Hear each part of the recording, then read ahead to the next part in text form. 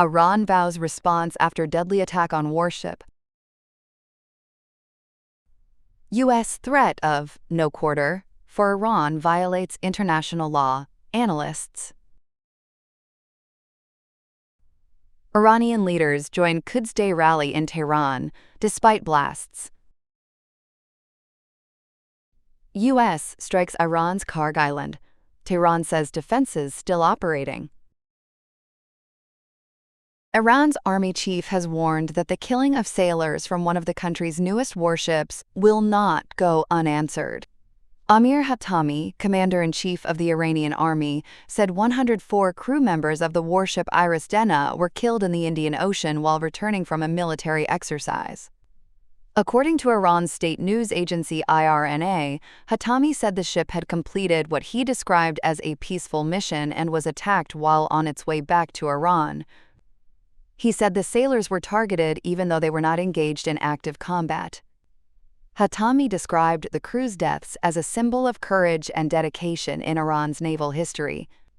He added that Iran's army would continue to defend the country's maritime borders and strengthen its naval capabilities. Rights groups have criticized U.S. Defense Secretary Pete Hegseth after he said that no quarter would be shown to Iran during the ongoing conflict.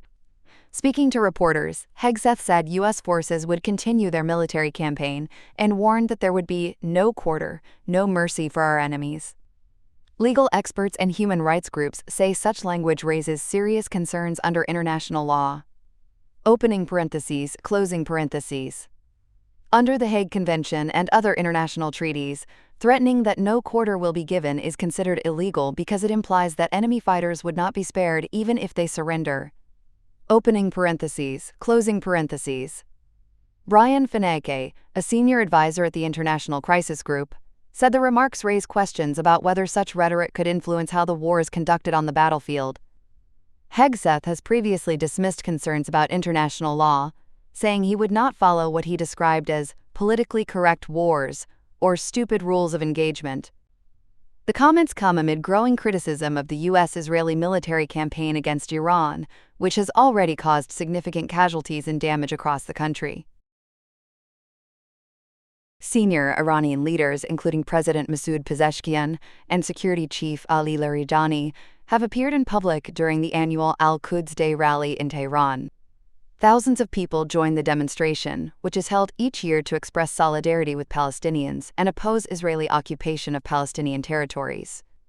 Media images showed several top officials taking part in the march, including Foreign Minister Abbas Araghchi and Judiciary Chief Gholam Hossein Mohseniejeh.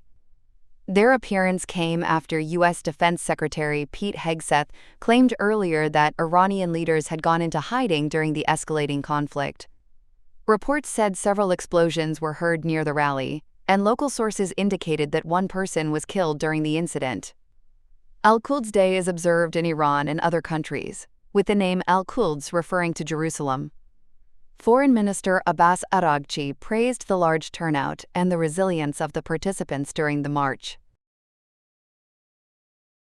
The United States has carried out a major airstrike on Iran's Karg Island, targeting several military facilities. U.S. President Donald Trump said the operation was conducted by U.S. Central Command and described it as one of the most powerful bombing raids in the Middle East. In a social media post, Trump claimed that American forces destroyed every military target on the strategic island. He said the operation avoided damaging the island's oil infrastructure, which is a key hub for Iran's oil exports.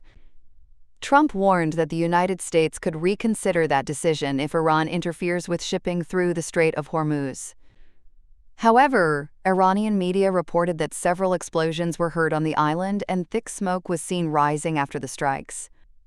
According to reports, the attack targeted military sites, including a defense facility, a maritime base, and a helicopter control tower.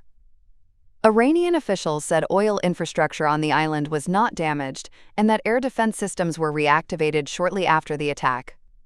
They also warned that any strike on Iran's oil facilities could trigger retaliatory attacks on energy infrastructure linked to the United States in the Gulf region.